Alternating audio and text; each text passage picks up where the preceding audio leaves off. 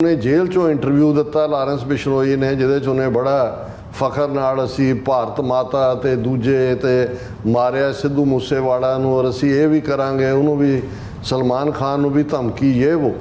हुण ये सवाल है कि भी हाई सिक्योरिटी प्रिजन दे विच इंटरव्यू कित्थों आया। भगवंत मान ने भी कहा पंजाब च नहीं होया, होया जी फलानी पेशी लई राजस्थान लैके गए सी उत्थे होया होएगा। एक कमेटी बनाई सी 2 मैंबर उन्होंने भी कहा नहीं पंजाब तो बाहर होया। जिस लैवल का वो गैंगस्टर जिहदे खिलाफ पंजाब दे विच 70 के करीब 71 केस ने उन्होंने खरड़ दे CIA ऑफिस दे विच उहदे नाल इंटरव्यू कौन करवा रहा। दूजा इंटरव्यू राजस्थान च होया। एक पासे पीसफुली अपनी गल करने वाला 2900 किलोमीटर दूर भेजा जाता है, दूसरे पासे जिहदे खिलाफ 77 वो केस जिहड़े मर्डर दे युआपा दूजे तीजे ने उन्होंने खरड़ दे CIA दफ्तर च बिठा के उहदे नाल इंटरव्यू किया जाता। फिर किहदी खेड है।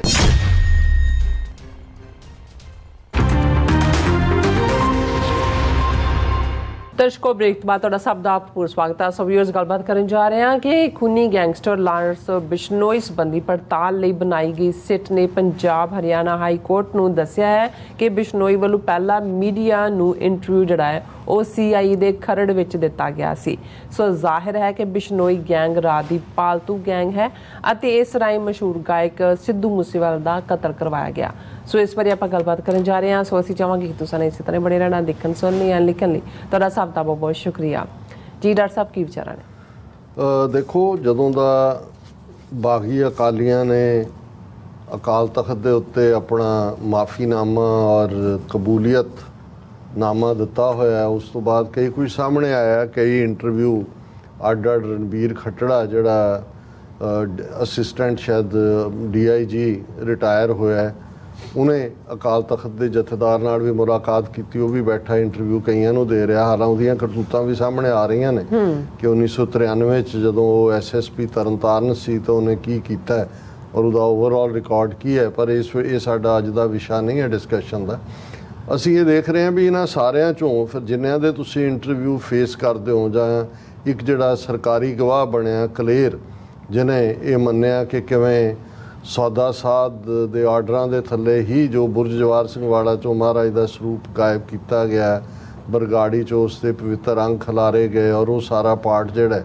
ਪਰ ਇੱਕ ਸਵਾਲ ਜਿਹੜਾ ਕਾਮਨ ਬੰਦਾ ਜਦੋਂ ਪੁੱਛਦਾ ਹੈ ਜਾਂ ਕੋਈ ਈਵਨ ਇੱਦਾਂ ਦੀ ਡਿਸਕਸ਼ਨ ਜਿਹੜਾ ਕਾਮਨਰ ਹੁੰਦਾ ਹੈ ਉਹ ਕਹਿੰਦਾ ਵੀ 2015 ਤੋਂ ਇਹ ਸਿਲਸਿਲਾ ਜਾਰੀ ਹੈ। ਇਹਨਾਂ 9 ਸਾਲਾਂ ਦੇ ਵਿੱਚ ਕੀ ਕਾਰਨ ਹੈ ਕਿ ਜਿਹੜਾ ਅਸਲੀ ਬੰਦਾ ਹੈ ਸੌਦਾ ਸਾਧ ਜੇ ਚਲੋ ਉਹੀ ਕਹਿ ਲਓ ਉਹੀ ਕਰਵਾ ਰਿਹਾ ਉਹਦੀ ਇੱਕ ਵਾਰ ਵੀ ਕਿਤੇ ਪੁੱਛਗਿੱਛ ਨਹੀਂ ਹੋਈ ਜਾਂ ਉਹਨੂੰ ਇਸ ਦੇ ਲਈ ਸੱਦਿਆ ਨਹੀਂ ਗਿਆ। ਹਾਲਾਂ ਉਹ ਕਨਵਿਕਟਡ ਹੈ ਮਰਡਰ ਦੇ ਵਿੱਚ ਵੀ, ਰੇਪ ਦੇ ਵਿੱਚ ਵੀ। ਉਹਨੂੰ ਜਿਹੜਾ ਸਮਨ ਵੀ ਕੀਤਾ ਜਾ ਸਕਦਾ ਹੈ, ਜੇਲ੍ਹ 'ਚ ਵੀ ਕੀਤਾ ਜਾ ਸਕਦਾ ਹੈ। ਔਰ ਇੱਕ ਬੜੇ ਸਿਆਣੇ ਨੇ ਕਿਹਾ, ਉਹਨਾਂ ਨੇ ਕਿਹਾ ਕਿ ਜਿਹਨੂੰ ਅਸੀਂ ਡੀਪ ਸਟੇਟ ਕਹਿੰਦੇ ਹਾਂ, ਡੀਪ ਸਟੇਟ ਇਹੀ ਹੁੰਦੀ ਹੈ ਕਿ ਵੀ ਕਿਸੇ ਗੱਲ ਨੂੰ ਪੱਤਨ ਕੰਢੇ ਨਾ ਲੱਗਣ ਦੇਣਾ। ਇਹੀ ਪੱਤਨ ਵੀ ਕੰਢੇ ਨੂੰ ਹੀ ਕਹਿੰਦੇ ਨੇ, ਕਿਨਾਰੇ ਨਾ ਲੱਗਣ ਦੇਣਾ। ਔਰ ਉਹਨਾਂ ਨੇ ਉਹ ਸਾਰੇ ਨੂੰ ਜਿਹੜਾ ਉਹ ਘੁਮਾਉਣਾ ਹੁੰਦਾ, ਇੱਧਰ ਚਲੇ ਜਾਓ ਉੱਧਰ। ਜੇ ਕੋਈ ਜਿਹੜਾ ਉਹ ਕੰਢਾ ਲੱਭਣ ਲੱਗੇ ਫਿਰ ਤੁਸੀਂ ਅਦਾਲਤ ਚਲੇ ਜਾਓ, ਉੱਥੇ ਉਹਨਾਂ ਦੇ ਜੱਜ ਡੀਪ ਸਟੇਟ ਨੇ ਆਪਣੇ ਕੰਟਰੋਲ 'ਚ ਬਿਠਾਏ ਹੁੰਦੇ ਨੇ, ਉਹਨਾਂ ਰਾਹੀਂ ਸਟੇ ਦੇ ਦਿੱਤਾ। ਫਿਰ ਜੇ ਕੋਈ ਗੱਲ ਕਿਸੇ ਪਹੁੰਚਣ ਲੱਗੀ ਹੈ ਨਿਰਣੇ 'ਤੇ ਉਦੋਂ ਤੱਕ ਜਾਂ ਜੱਜ ਬਦਲ ਦਿਓ ਜਾਂ ਜਿਹੜਾ ਪੁਲਿਸ ਆਫੀਸ਼ੀਅਲ ਜਾਂ ਕੋਈ ਵੀ CBI ਆਫੀਸ਼ੀਅਲ ਜਾਂ ਦੂਜਾ ਜਿਹੜਾ ਉਹ ਕਰ ਰਿਹਾ ਤਸ਼ਵੀਸ਼ ਉਹਨੂੰ ਪਾਸੇ ਕਰ ਲਓ।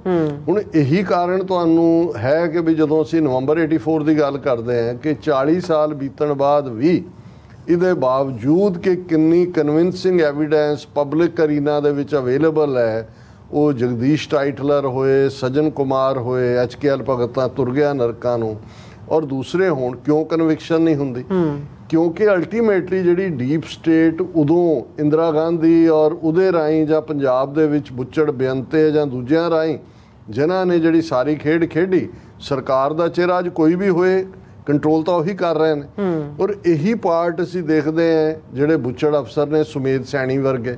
ਹੁਣ ਸੁਮੇਧ ਸੈਣੀ ਦੇ ਖਿਲਾਫ ਦਵਿੰਦਰਪਾਲ ਸਿੰਘ ਭੁੱਲਰ ਦੇ ਫਾਦਰ, ਉਹਨਾਂ ਦੇ ਮਾਸੜ, ਉਹਨਾਂ ਦੇ ਕਿਸ ਹੱਦ ਤੱਕ ਕੇਸ ਗਿਆ, ਕਰਪਸ਼ਨ ਦੇ ਕੇਸ ਕਿਸ ਹੱਦ ਤੱਕ ਗਏ, ਦੂਜੇ फिर आ गया जी हाई कोर्ट ने जारी करता, रीड हो गया दूजा, पर वो सुमेध सैनी। फिर ये हो गया जी हाई कोर्ट ने ब्लैंक बेल दे ਦਿੱਤੀ है कि जी ਉਹਨੂੰ ਫੜ ਹੀ ਨਹੀਂ ਸਕਦੇ, ਪਰ ਇਵੇਂ ਹੀ ਉਹਨੇ ਮਰ ਜਾਣਾ, ਉਹਦੇ ਤੋਂ ਕੋਈ ਨਹੀਂ ਆਣਾ, ਕਿਉਂਕਿ ਇਹ ਜਿਹੜੀ ਹੈ ਡਾਇਰੈਕਟ ਖੇਡ ਖੇਡਣ ਵਾਲੇ ਸੀ ਉਸ ਡੀਪ ਸਟੇਟ ਦੇ। ਇਹੀ ਹਾਲ ਗੁਰੂ ਗ੍ਰੰਥ ਸਾਹਿਬ ਦੀ ਬੇਅਦਬੀਆਂ ਕਰਨ ਵਾਲੇ ਜਿਹੜੇ ਲੋਕ ਨੇ ਉਹ ਤਾਂ ਫਰੰਟ ਦੇ ਉੱਤੇ ਜਾਂ ਬ੍ਰੇਨ ਵਾਸ਼ਡ ਲੋਕ ਨੇ ਜਾਂ ਪੇਡ ਮਰਸਨਰੀ ਨੇ। ਬਿਲਕੁਲ। ਤੇ ਜਿਹੜੇ ਕੋਈ ਹੋਰ ਕੀ ਕਰਨ ਵਾਲੇ ਸੀ ਉਹਨਾਂ ਨੂੰ ਵੈਸੇ ਜਿਹੜੇ ਨੇ ਉਹ ਉਹਨਾਂ ਸਰਕਮਸਟੈਂਸਿਸ ਜੋ ਸੁੱਟ ਦਿੰਦੇ ਨੇ ਕਿ ਬਈ ਉਹਨਾਂ ਨੂੰ ਸਿੱਖ ਹੀ ਮਾਰ ਦਿੰਦੇ ਨੇ। ਉਹ ਤਾਂ ਆਪਣੇ ਵੱਲੋਂ ਗੁੱਸਾ ਕੱਢਦੇ ਨੇ, ਪਰ ਉਹ ਹੁੰਦਾ ਜੀ ਕੀ ਵਿਟਨੈਸ ਖਤਮ ਹੋ ਗਈ। ਹੁਣ ਲਾਰੈਂਸ ਬਿਸ਼ਨੋਈ, ਹੁਣ ਇਸ ਨਾਂ ਨੂੰ ਸਿੱਖਾਂ ਦੇ ਵਿੱਚ ਕਿਵੇਂ ਇੱਕ ਖੌਫ ਪੈਦਾ ਕਰਨ ਲਈ ਵਰਤਿਆ, ਕਿਵੇਂ ਮੁਸਲਮਾਨਾਂ ਦੇ ਵਿੱਚ ਖਾਸ ਤੌਰ ਤੇ ਜਿਹੜਾ ਪਪੂਲਰ ਐਕਟਰ ਸ਼ਾਇਦ ਸਲਮਾਨ ਖਾਨ ਹੈ, ਜਿਸ ਨੂੰ ਕਿ ਜੀ ਉਹਨੇ ਹਿਰਨ ਮਾਰਤਾ ਸੀ ਤੇ ਉਹਦਾ ਫਲਾਣਾ ਤੇ ਬਿਸ਼ਨੋਈ ਹੈ ਤੇ ਉਹਨਾਂ ਨੂੰ ਜਿਹੜਾ ਬੜਾ ਪਵਿੱਤਰ ਮੰਨਦੇ ਆ ਕਿ ਕੀ ਹੈ, ਤੇ ਉਹਦੇ ਥੱਲੇ ਜਿਹੜਾ ਹੈ ਉਹਨੂੰ ਧਮਕੀ ਕਦੇ ਇੱਕ ਫੜਿਆ ਗਿਆ ਜੀ ਉੱਥੇ ਬੰਬੇ 'ਚ, ਉਹਨੇ ਉਹਨੂੰ ਮਾਰਨਾ ਸੀ, ਉਹਦੇ ਘਰ ਤੇ ਹਮਲਾ ਕਰਨਾ ਸੀ ਜੀ।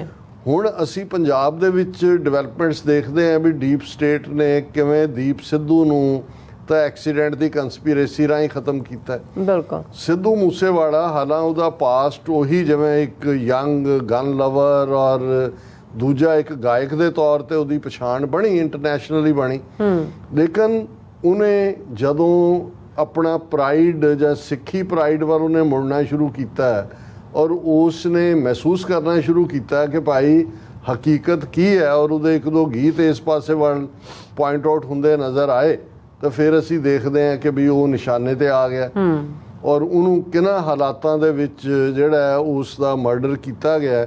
ਕਿਵੇਂ ਭਗਵੰਤ, ਜਦੋਂ ਹੁਣ ਅਸੀਂ ਡੀਪ ਸਟੇਟ ਦੀ ਗੱਲ ਕਰਦੇ ਹਾਂ, ਡੀਪ ਸਟੇਟ ਬਾਦਲ ਅਕਾਲੀ ਦਲ ਦੇ ਨਾਲ ਵੀ ਕੰਮ ਕਰਦੀ ਹੈ, ਕਾਂਗਰਸ ਨਾਲ ਵੀ ਕਰਦੀ ਹੈ, ਭਗਵੰਤ ਮਾਨ ਦੀ ਸਰਕਾਰ ਬਣਦੇ ਹੈ। ਹੁਣ ਭਗਵੰਤ ਮਾਨ ਖੁਦ ਕਲਾਕਾਰਾਂ ਚੋਂ ਹੈ, ਕਾਮੇਡੀਅਨ ਹੈ, ਸਿੱਧੂ ਮੂਸੇਵਾਲਾ ਇੱਕ ਵੱਡਾ ਕਲਾਕਾਰ ਇਸ ਲੈਵਲ ਦਾ। ਹੁਣ ਇਹਦੀ ਸਰਕਾਰ ਬਣਦੀ ਹੈ, ਉਹਦੀ ਸਿਕਿਉਰਿਟੀ ਘਟਾ ਦਿੱਤੀ ਜਾਂਦੀ ਹੈ, ਚਲੋ ਸਿਕਿਉਰਿਟੀ ਵਧਾ ਦਿੱਤੀ ਘਟਾ ਦਿੱਤੀ ਵੀ ਇਸ ਗੱਲ ਨੂੰ ਯਕੀਨੀ ਬਣਾਇਆ ਜਾਂਦਾ ਕਿ ਮੀਡੀਆ ਦੇ ਵਿੱਚ ਇਹ ਖਬਰ ਲੱਗੇ ਕਿ ਜੀ ਉਹਦੀ ਹੁਣ ਸਿਕਿਉਰਿਟੀ 'ਚ ਇੰਨੇ ਬੰਦੇ ਰਹਿ ਗਏ ਨੇ ਔਰ ਉਸ ਤੋਂ ਕੁਝ ਦਿਨਾਂ ਬਾਅਦ ਉਹਦਾ ਮਰਡਰ ਹੋ ਜਾਂਦਾ। ਹੁਣ ਇਹ ਐਵੇਂ ਨਹੀਂ ਹੈ ਔਰ ਫਿਰ ਲਾਰੈਂਸ ਬਿਸ਼ਨੋਈ ਦੇ ਨਾਲ ਉਹਨੂੰ ਜੋੜਿਆ ਜਾਂਦਾ।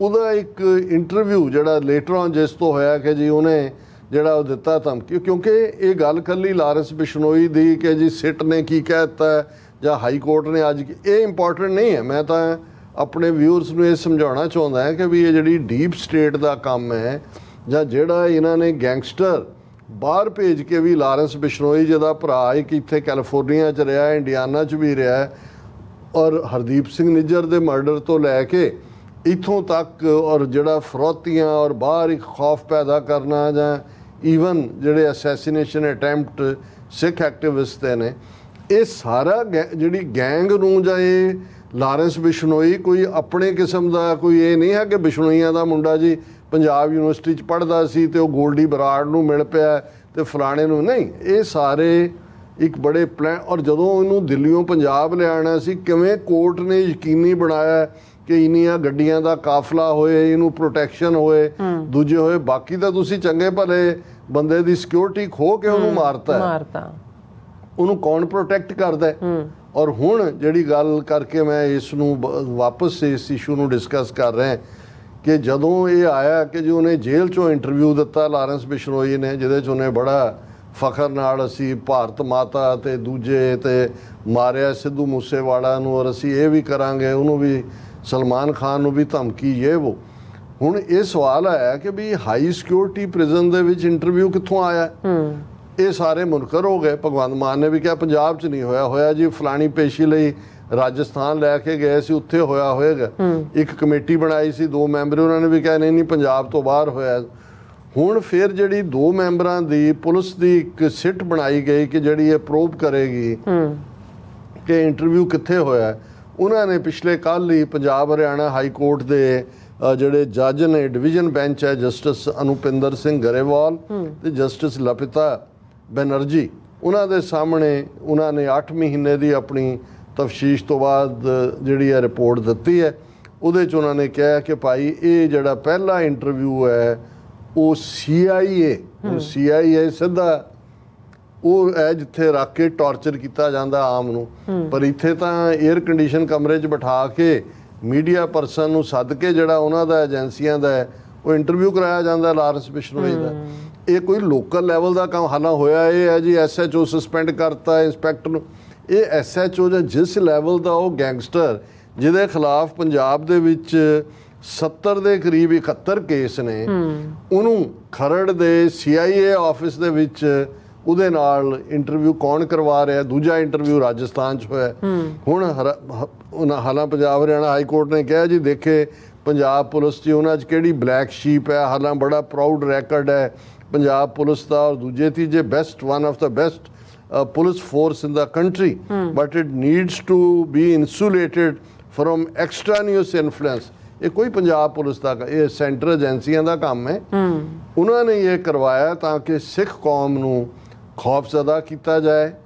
ਬਾਹਰ ਡਾਇਸਪੋਰਾ ਸਿੱਖਾਂ ਜੇ ਖਾਲਿਸਤਾਨ ਦੀ ਮੂਵਮੈਂਟ ਹੈ, ਇੱਥੇ ਵੀ ਹੋਇਆ ਕਿ ਜੀ ਇਹ ਲਾਰੈਂਸ ਬਿਸ਼ਨੋਈ ਗੈਂਗ ਕਦੇ ਕੋਈ ਜੇਲ੍ਹ 'ਚ ਉਹਦੇ ਨਾਂ 'ਤੇ, ਔਰ ਪੰਜਾਬ 'ਚੋਂ ਵੀ ਕਿੰਨਿਆਂ ਤੋਂ ਇਹਨਾਂ ਨੇ ਫਰੌਤੀਆਂ ਇਕੱਠੀਆਂ ਕੀਤੀਆਂ। ਸੋ ਇਹ ਗੱਲ ਸਿੱਖਾਂ ਨੂੰ ਸਮਝ ਲੈਣੀ ਚਾਹੀਦੀ ਹੈ ਸਾਡੀ ਕੌਮ ਨੂੰ ਕਿ ਵੀ ਇਹ ਡਾਇਰੈਕਟ ਕੋਈ ਪੋਲੀਟੀਕਲ ਫਾਈਟ ਨਹੀਂ ਹੈ। ਹੁਣ ਜੇ ਪੋਲੀਟੀਕਲ ਫਾਈਟ ਹੈ ਤੇ ਜੇ ਸਰਬਜੀਤ ਸਿੰਘ ਔਰ ਅੰਮ੍ਰਿਤਪਾਲ ਸਿੰਘ ਚੋਣਾਂ ਜਿੱਤਦੇ ਨੇ, ਉਹਨਾਂ ਨੂੰ ਜਿਹੜਾ ਉਹ ਅੰਮ੍ਰਿਤਪਾਲ ਸਿੰਘ ਨੂੰ ਦੇ ਉੱਤੇ NSA ਲਾਇਆ ਹੋਇਆ। ਬਿਲਕੁਲ। ਹੁਣ ਇੱਕ ਪਾਸੇ ਪੀਸਫੁਲੀ ਆਪਣੀ ਗੱਲ ਕਰਨ ਵਾਲਾ 2900 ਕਿਲੋਮੀਟਰ ਦੂਰ ਭੇਜਿਆ ਜਾਂਦਾ ਹੈ, ਦੂਸਰੇ ਪਾਸੇ ਜਿਹਦੇ ਖਿਲਾਫ 77 ਉਹ ਕੇਸ ਜਿਹੜੇ ਮਰਡਰ ਦੇ ਯੂਆਪਾ ਦੂਜੇ ਤੀਜੇ ਨੇ, ਉਹਨੂੰ ਖਰੜ ਦੇ CIA ਦਫ਼ਤਰ 'ਚ ਬਿਠਾ ਕੇ ਉਹਦੇ ਨਾਲ ਇੰਟਰਵਿਊ ਕੀਤਾ ਜਾਂਦਾ। ਫਿਰ ਕਿਹਦੀ ਖੇਡ ਹੈ? ਸੋ ਇਹ ਸਾਰੀ ਫਾਈਟ ਡੀਪ ਸਟੇਟ ਦੀ ਹੈ ਔਰ ਇਹ ਸਾਨੂੰ ਅਸੀਂ ਇਹਨਾਂ ਦੀਆਂ ਅਦਾਲਤਾਂ 'ਚੋਂ ਇਹ ਲੱਭੀਏ ਜੇ ਇਨਸਾਫ ਇੱਥੋਂ ਮਿਲੇਗਾ ਉਹ ਨਹੀਂ। ਜੇ ਕਦੇ ਕੋਈ ਐਸਾ ਇਮਾਨਦਾਰ ਜੱਜ ਆ ਵੀ ਗਿਆ, ਜਿਵੇਂ ਇੱਕ ਢੀਂਗਰਾ ਸੀ ਜੱਜ ਨਵੰਬਰ 84 ਵੇਲੇ, ਉਹਨੇ ਥੋੜ੍ਹੀ ਬਹੁਤ ਡੈਕਰੀ ਪਾਸ ਕੀਤੀ, ਅਗਲੇ ਦਿਨ ਉਹਦੀ ਟਰਾਂਸਫਰ। ਇੱਧਰ ਅਸੀਂ ਦੇਖਦੇ ਹਾਂ ਕਿ ਨੂਹ 'ਚ ਜੋ ਮੁਸਲਮਾਨਾਂ ਦੇ ਖਿਲਾਫ ਵਾਇਲੈਂਸ ਹੋ ਰਹੀ ਸੀ, ਲਿਆ ਕੇ ਬੁਲਡੋਜ਼ਰ, ਇੱਕ ਸਿੱਖ ਜੱਜ ਨੇ ਜਿਹੜਾ ਉਹ ਹਰਿਆਣਾ ਗੌਰਮੈਂਟ ਨੂੰ ਉਹਦੇ ਲਈ ਰੈਪਰੀਮੈਂਡ ਕੀਤਾ, ਰਿਪੋਰਟ ਮੰਗੀ, ਪਤਾ ਉਦੋਂ ਹੀ ਲੱਗਾ ਕਿ ਅਗਲੇ ਹਫਤੇ 'ਚ ਉਹਨੂੰ ਕਿਤੇ ਹੋਰ ਭੇਜਿਆ ਹੋਇਆ ਸੀ। ਸੋ ਇਹ ਇਨ ਦਾ ਐਂਡ ਆਫ ਦਾ ਡੇ ਖਾਲਿਸਤਾਨ ਤੋਂ ਬਿਨਾਂ ਸਾਡਾ ਕੋਈ ਮਸਲਾ ਹੱਲ ਨਹੀਂ ਹੋਣਾ, ਨਹੀਂ ਤਾਂ ਅਸੀਂ ਇਵੇਂ ਹੀ ਭਟਕਦੇ ਰਵਾਂਗੇ, ਲਟਕਦੇ ਰਵਾਂਗੇ, ਇਸ ਤੋਂ ਆਸ ਕਰ ਉਸ ਤੋਂ ਆਸ ਕਰ।